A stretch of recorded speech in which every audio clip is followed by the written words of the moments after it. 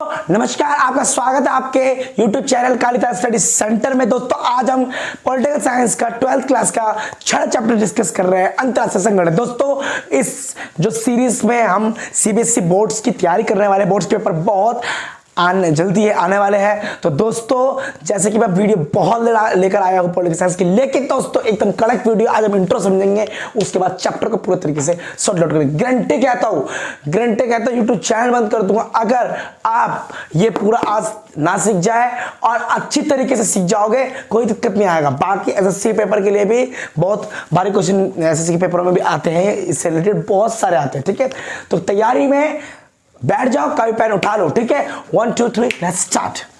दोस्तों सबसे पहले हम जानते हैं अंतरराष्ट्रीय संगठन क्या है। अंतरराष्ट्रीय संगठन क्या है, हुआ क्या आपको अच्छी तरीके से पता है। पहला शीत युद्ध खत्म हुआ, उसके बाद वर्चस्व में आ गया अमेरिका। तो अमेरिका के वर्चस्व पे आने के बाद जो अंतरराष्ट्रीय संगठन की जरूरत बहुत ज्यादा बढ़ गई थी, उसकी मांगे बहुत ज्यादा हो रही थी। तो उस समय अंतरराष्ट्रीय संगठन बनाना बहुत ज्यादा अति आवश्यक हो गया था। तो सबसे पहले हम समझेंगे अंतरराष्ट्रीय संगठन की जरूरत क्यों पड़ती है, ये क्या है अंतरराष्ट्रीय संगठन। अंतरराष्ट्रीय संगठन वैश्विक स्तर पर, वैश्विक स्तर का मतलब विश्व के स्तर पर कभी भी कोई समस्या आएगी तो उसे सुलझाने के लिए हमें एक संगठन की जरूरत पड़ेगी, जिसे हम अंतरराष्ट्रीय संगठन कहते हैं। जिस तरीके से बात डिस्ट्रिक्ट कोर्ट में संभलती नहीं तो हाई कोर्ट जाते, हाई कोर्ट में संभलती नहीं सुप्रीम कोर्ट जाते।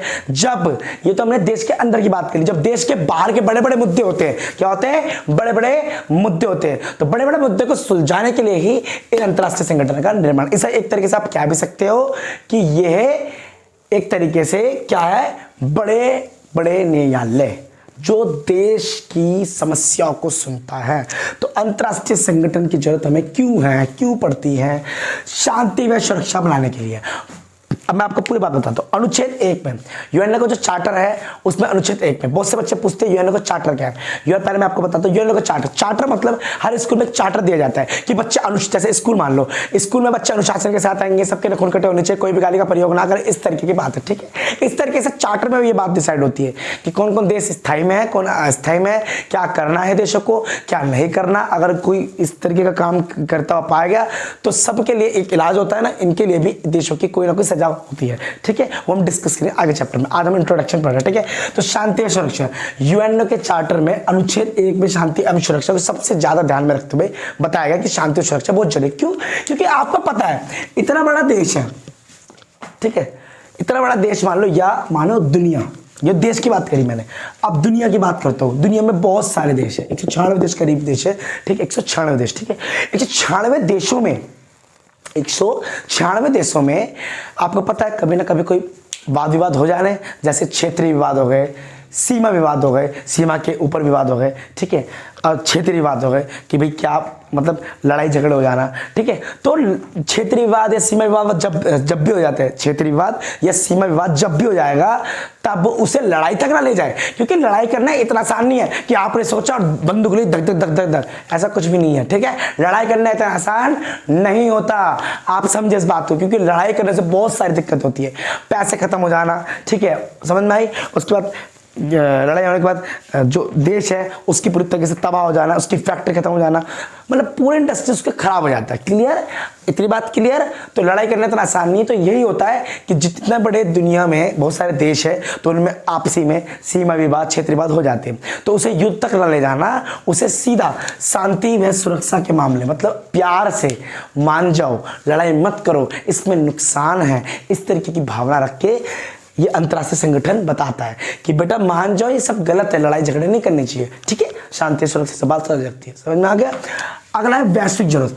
वैश्विक जरूरत क्या आती है, विश्व के स्तर पर जरूरत है। कभी कभी क्या होती है, अंतरराष्ट्रीय संगठन क्या होता है, जब कोई छोटे देश, गरीब देश को जरूरत है किसी की, तो बड़ा देश उसकी हेल्प कर सकता है। तो अंतरराष्ट्रीय संगठन में ये बात बताते हैं कि आप विश्व के स्तर पर जिस जिसको जो जरूरत है, ठीक है, वो जरूरत पूरी करें, क्योंकि आपको पता है अंतरराष्ट्रीय संगठन का निर्माण राज्य ही करती है। क्लियर, जब ये निर्माण होता है तो कई तरह की समस्या होती है अंतरराष्ट्रीय संगठन, मतलब मान के चलो कोई भी एक अंतरराष्ट्रीय संगठन बना रहे हैं, ठीक है, कोई भी एक अंतर्राष्ट्रीय संगठन का निर्माण करे। अंतर्राष्ट्रीय संगठन का निर्माण कौन करता है? हर देश ही तो करता है, जैसे देशों ने मिलकर करा, ठीक है।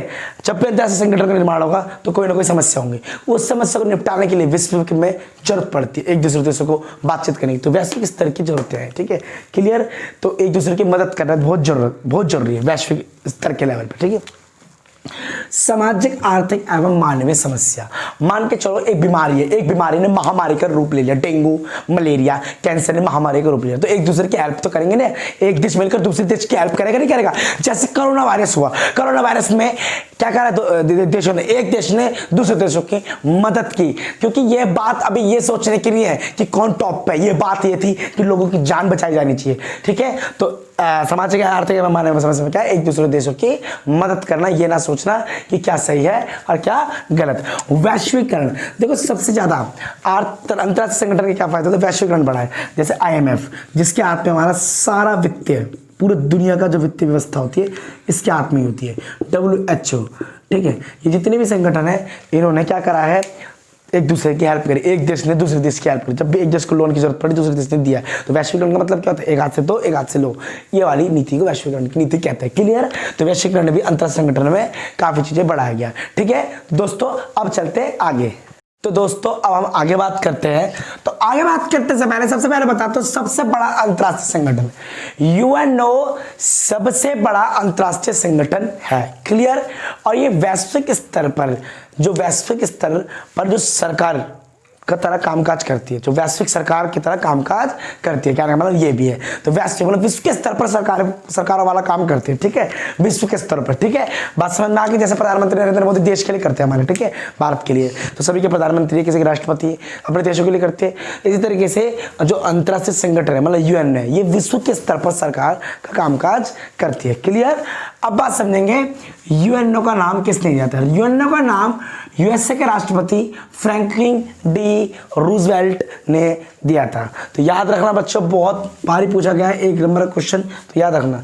UNO की स्थापना 24 अक्टूबर 1945 को हुई थी, याद रखना दोस्तों, 24 अक्टूबर 1945 को हुई। तो उससे पहले मैं ये बताना चाहता हूं कि 26 जून 1945 को सैन फ्रांसिस्को सम्मेलन में UNO के घोषणा पत्र पर लागू हो गया था।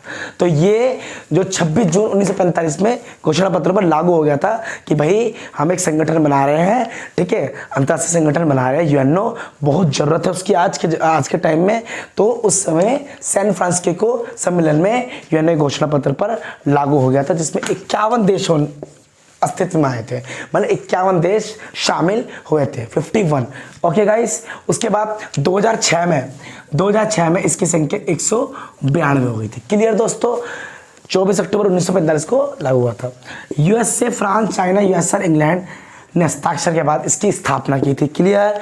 UNO का प्रधान कार्यालय, UNO का प्रधान मेन और हेड ऑफिस का है न्यूयॉर्क में है, ठीक है। UNO के अंग जैसे हो गए महासभा हो गया, सुरक्षा परिषद हो गया, न्याय परिषद हो गया, सचिवालय हो गया, ठीक है, और भी बहुत सारे हैं तो ये अंग है। तो अंग के हम 6 नंबर का क्वेश्चन डिस्कस करेंगे बाद में अगली वाली वीडियो में, ठीक है।